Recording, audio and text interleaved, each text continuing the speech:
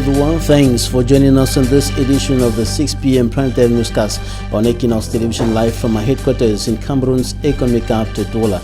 I am Bable Jonathan in a lone top story in this edition of the Primetime News. Despite stiff criticism from members of the civil society and politicians who have qualified President Paul Biya's emergency aid plan to displaced persons in the northwest and southwest regions of the country and those in Nigeria as a misplaced priority, government decides to begin implementation next week. Territorial Administration Minister Paul Atanganji made this information public during an interministerial ad hoc committee meeting in the nation's political capital, Yaoundé, yesterday.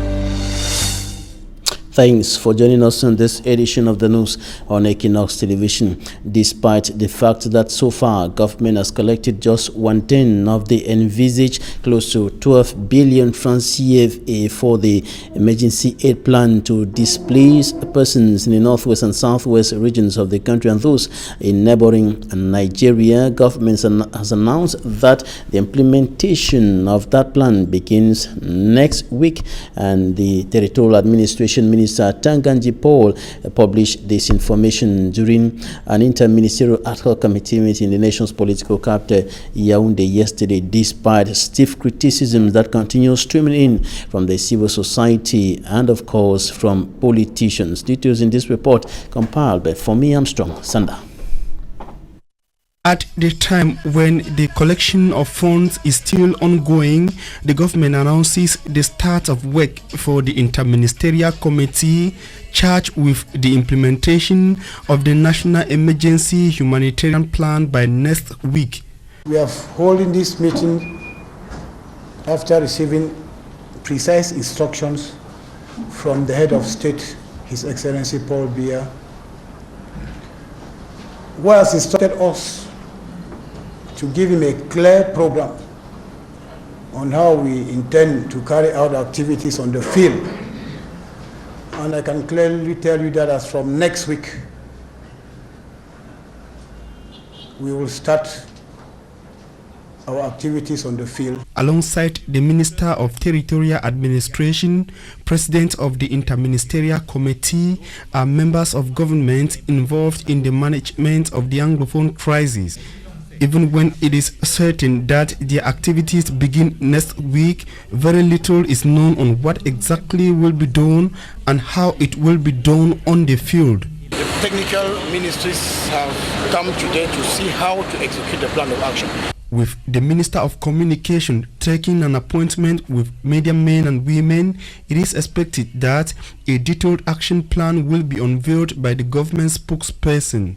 The National Emergency Solidarity Action Plan was launched by the Prime Minister, Head of Government Philemon Yang, on the 20th of June 2018. The committee is therefore about to begin work at the time when approximately 700 million francs CFA have been collected out of the initial envelope evaluated at 12.7 billion francs CFA.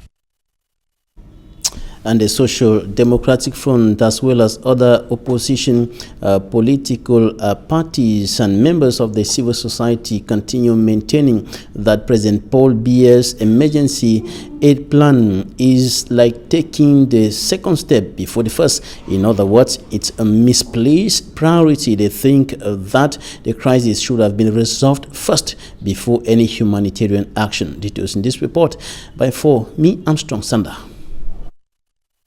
According to the SDF senators during a press briefing in the nation's political capital Yaoundé, the institution of the Special Humanitarian Emergency Plan initiated by President Paul Biya to help displaced and aggrieved English-speaking Cameroonians in the northwest and southwest regions is less important than dialogue, which could be a possible solution to the Anglophone crisis.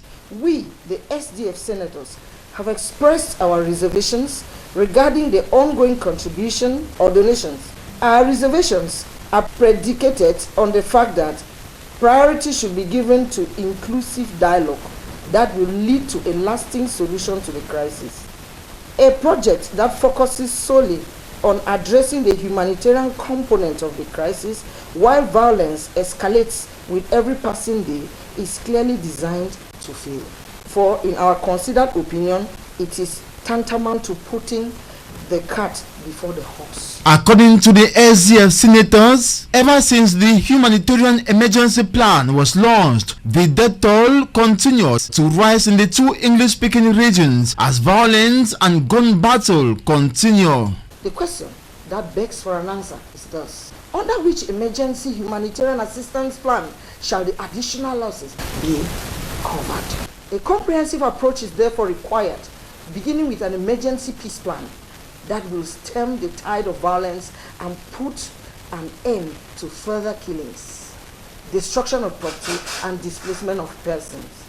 To the opinion of the SDF senators, the proper approach to manage the humanitarian emergency plan would have been the setting up of a commission headed by an independent personality that would include other political parties, religious, civil society, and traditional authorities to manage the humanitarian effort.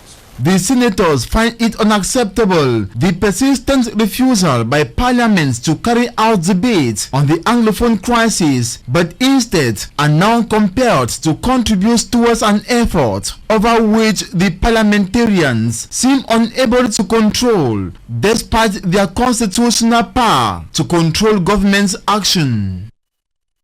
Innocent as a reporting. Now we come back to Femi Armstrong Standard, who reports Barrister Agbo Bala's condemnation of the poor detention conditions, notably concerning inmates at the Boya Central Prison, some of them who were recently transferred to the nation's political capital, Yaoundé, and the president and founder of the Center for Human Rights and Democracy in Africa, Barrister Agbo Bala, has been condemning their poor detention conditions, calling on the authorities that be to do something to ameliorate the conditions in which inmates are being detained, especially the Anglophone inmates as well as other inmates in detention centers across the country. For me, Armstrong Sander. In a soft copy document dated Tuesday, July 3rd, 2018, Barrister Kongo Felix Agbo Bala, president of the Center for Human Rights and Democracy in Africa, describes the torture of some 18 Anglophone detainees in Yaoundé as brutal. The 18 detainees were ferried from the Boya Central Prison in the southwest region of the country to the Kundenge Maximum Security Prison in Yaoundé, where they are currently detained in Kosovo, a section of the Kundenge prison. The barrister says these detainees have been kept in tight chains and being brutally tortured by prison guards who repeatedly call them Ambazonians. He added that some of them are suffering from injuries, with one having a broken hand and another a decaying wound, in what he termed a repeated pattern of treatment upon Southern Cameroonians and alleged separatists. The human rights advocate says none of their rights are being respected, the presumption of innocence seemingly inexistent, and authorities act with impunity. He further revealed that the brutal torture of these new detainees by prison guards in Yaoundé prompted a strike action by other Anglophone inmates who felt the pains of their brothers. The same document says the strike action caused the registrar of the Kundenge Maximum Security Prison to react by disclosing that the order to place the said detainees in chains came from hierarchy.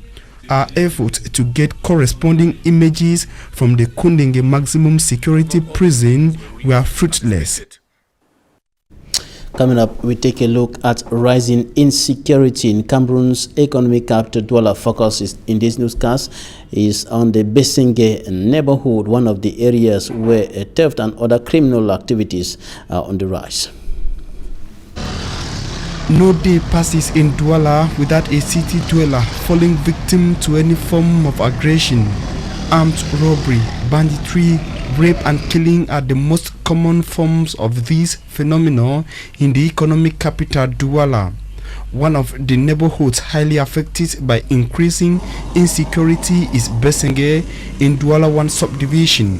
This quarter bad. The security of this our area is dangerous. We don't have. We cannot say we have people who take care. If there's any problem, they will come, or police or any person who is capable. Many have reportedly had their telephones snatched by bandits along the stretch of roads from Akwa to Rond Point Daido through Besenge. 2 days ago, armed robbers broke into a microfinance institution, held workers at gunpoint and made away with a huge sum of money. Faced with this persistent insecurity, inhabitants of Besenge have been questioning the role of the forces of law and order. Even when there's as what happened, Brakash in our area here, we had nobody to intervene. We went right to the police office to call policemen to come and intervene. They refused. They told us that they don't have that right, that we have to go to another police station, that they should come and intervene. To put an end to this problem, the population of Besenge have a couple of suggestions to make. They should know that we are living because they are also living, and then they are there to protect us. But if we don't have protection, we don't know what to do. Then we find ourselves in a pit. To give Douala city dwellers a permanent reason to have a sound sleep, social critics say law and order must come back to whom it is due.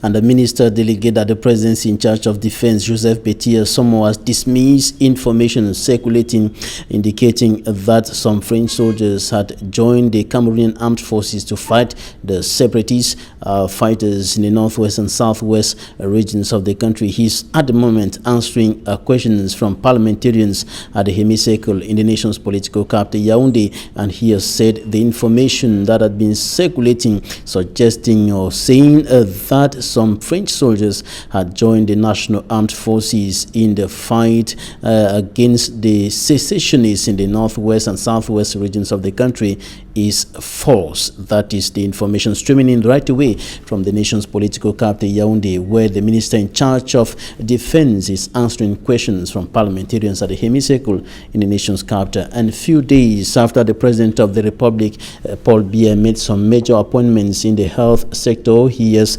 again appointed other top officials. He has appointed Adum Garwa as board chairman of the National Institute of Youth and Sport, that is NGS, in the nation's political capital, Yaoundé, and Galega Fe Helen Kwanga is now the new board chair of the National School of Administration and Magistracy, ENAM, and of course Ebal Manye Edmond and Wadum Fofu Chamberlain will serve as Director General and Deputy Director General of the National Institute of Youth and Sports, respectively. Now we take a look at efforts to solve the energy crisis in the Republic of Cameroon. It should be noted that Cameroonians from the big cities to the hinterlands are lamenting every day over power failure and in some areas no supply of electric energy. Details in the upcoming report. Inadequate or no supply of electric energy and recurrent power failure are problems affecting several parts of the Republic of Cameroon, from big cities to the hinterlands. The situation on the ground is that a day cannot pass by without power failure or low voltage. Quand il y a baisse de tension, on n'est même pas capable de voir un seul match de football. In the quest for a change, members of parliament say renewable energy is an important therapy to the energy supply deficiency in Cameroon. Les énergies renouvelables renewable energy could be an alternative to supply the maximum quantity of electric energy at low cost to the majority of Cameroonians, especially the needy. Our Chinese, German and Swiss partners with whom we collaborate could supply kits of solar energy to solve this problem. Parier à cette situation. Energy Production and Distribution Company, ENEO, says Nous aimerions renforcer It wants to support government's policy on renewable energy, considering the ever-rising demand of energy, of electric energy in Cameroon. vertigineuse de la demande en énergie. Eneo a réalisé à Djoum. It has already established a close to 186 kilowatt solar energy plant in Chum. La plus grande difficulté qu'on peut relever, c'est Meantime, a major challenge highlighted by Eneo that should be cleared off is the lack of political will to accelerate legislative mechanisms and government's energy supply policies. la politique d'approvisionnement. Hundreds are dying, thousands are missing every day en route to Europe through the sea, and many continue undertaking the perilous journey, especially Africans, people coming from African nations. A second migrant ship has docked in Spain, courtesy Euronews. A ship run by the Spanish proactive Open Arms charity carrying 60 migrants has arrived in Barcelona. It's the second ship to dock in Spain recently after Italy and Malta closed their ports to boats carrying migrants. There are various nationalities on board, including Palestinians, Syrians and Ghanaians. Well, the conditions are good. The health conditions are good. We have a medical team on board. They check everybody. They are happy because they are going for rides to Europe. They have the hope to start a new life, but at the same time, people suffer a lot of. The Spain athletes suffer tortures, all kind of abuse in Libya. It comes after the first ship, the Aquarius, landed at Valencia 2.5 weeks ago with around 630 migrants. They'd been at sea for over a week and were at the centre of tensions in Europe over the migration policy. Coming up, the smart side of the World Cup. We begin the smart side of the ongoing 2018 FIFA World Cup in Russia with news on Griezmann in the French national squad. Manjikan Gebre, good evening. Good evening, Babila, and maybe before we begin with the first issue on our lineup, just to know that it's going to begin tomorrow. They have been on 48 hours of race. I'm talking about the teams that qualified for the quarterfinals of the 21st edition of the World Cup ongoing in Russia. And to note that already tomorrow we are going to have 2 South American versus 2 European teams that will go on the pitch, and among the two we have 3 champions that will be going. We have France, we have also Uruguay, and we also have the likes of the great nation that they call England. All of them that have picked up the title at least once. They will be going to the pitch tomorrow, but it's going to be something that is going to actually, we have Brazil that is also going on the pitch tomorrow. Brazil is a champion, so we have 2 South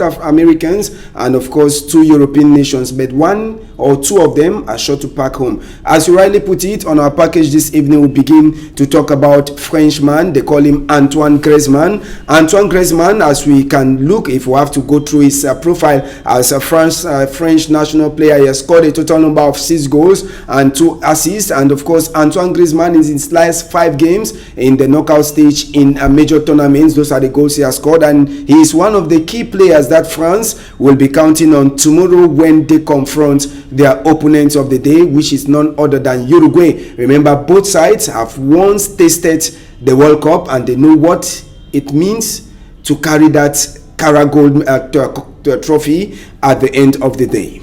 And Griezmann and the Blues of France are making their way to the top of the competition. Steadily but slowly they are making their way up, and just to note that France have never been beaten by a South American opponent at a World Cup since losing to host Argentina. That was in 1978. They have won 5 and drawn 4 of their matches. Now, just for us to note that we have some injury concerns that we are going to talk in the course of this edition. We had the name of Edison Cavani that is coming up. Edison Cavani is one of those dreaded strikers for Uruguay. That is, we hear he's injured and he might be sidelined tomorrow in their game against France. Is the latest we are having from Russia. Edison Cavani might be out of the game. That is tomorrow. And just to know that Edison Cavani is a perfect colleague of Luis Suarez. They are the key strikers of Uruguay up front. If he's not there, many questions will be running in the minds of supporters.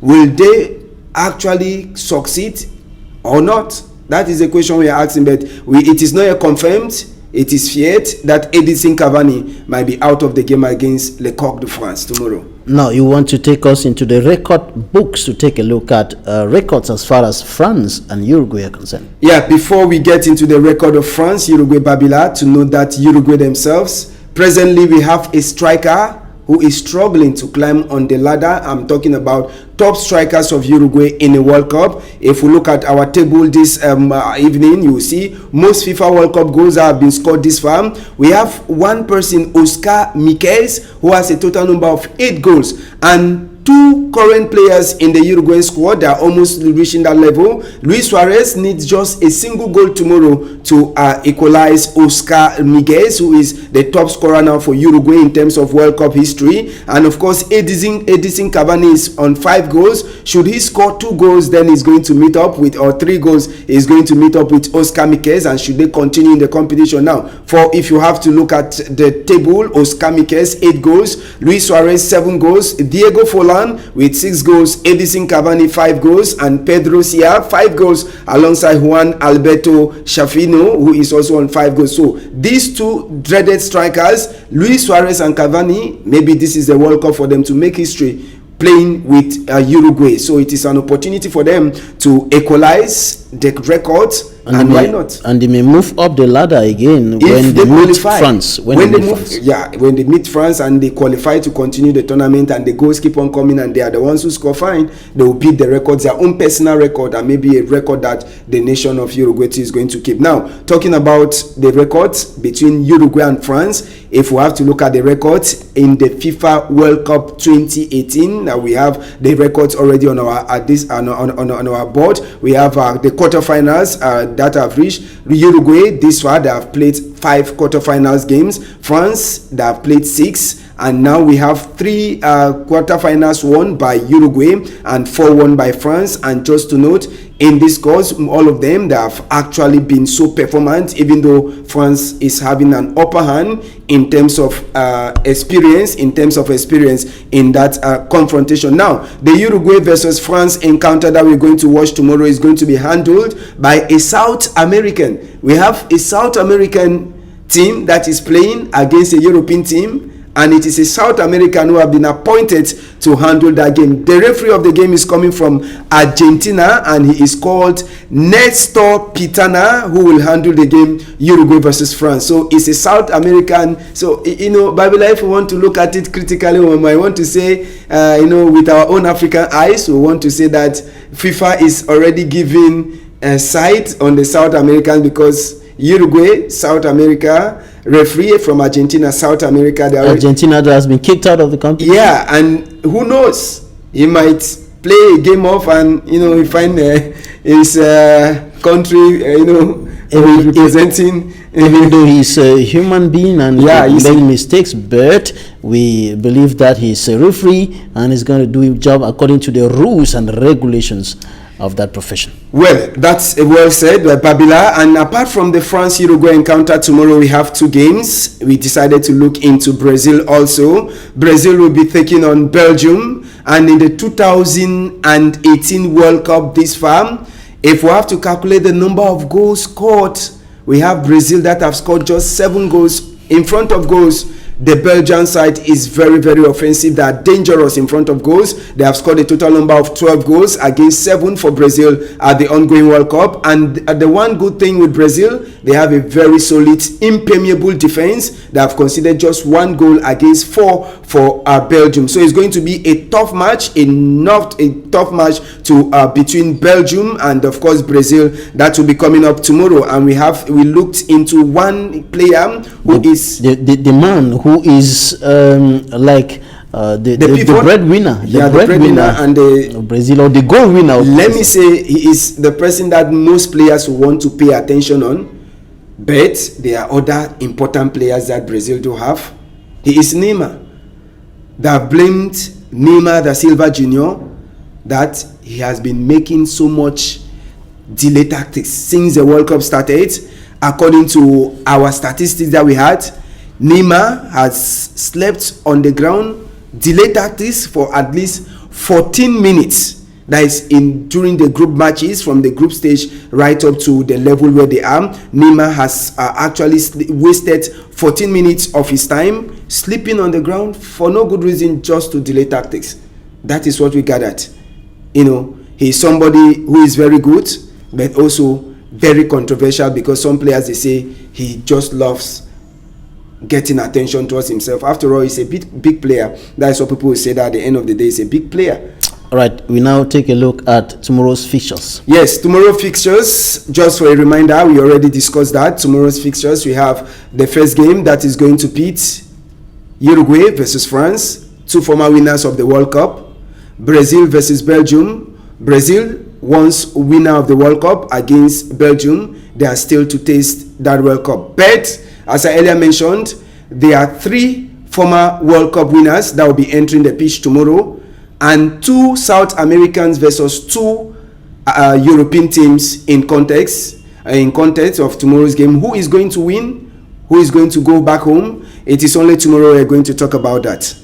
And just to note, as FIFA sanctions. Yeah, FIFA is already handling the game perfectly. FIFA has already sent packing 1 referee who was accused of mishandling or malhandling a game in the course of the World Cup. This referee is from German, and they call him, he's a German by nationality, and of course he is Felix Berich. This is the referee who handled the game between Switzerland and Serbia. FIFA has blamed the referee for not handling the game well, because a penalty that was very clear, referee Felix Beyex decided not to give the penalty to Switzerland, enabling Serbia to actually beat Switzerland by 2-1. So FIFA has sent that referee packing. And just to note that already we are at the level of the quarterfinals. Many of us will not be watching matches again on this pitch. Moscow's Spartak Stadium is no longer being used.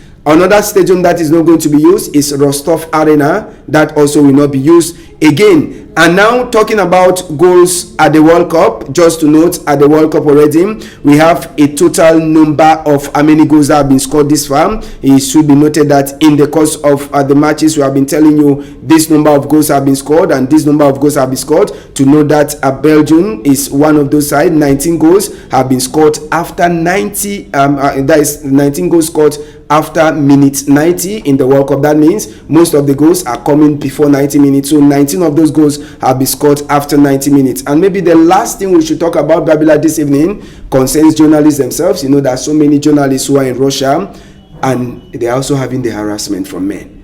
Like this picture that we saw, a journalist who is being harassed by a fan. You can see what is happening. He was trying to do her live stuff, and a fan coming from nowhere to disturb. So journalists are also having some little problems, and mostly the female journalists. The male are not leaving them to rest out there in Russia.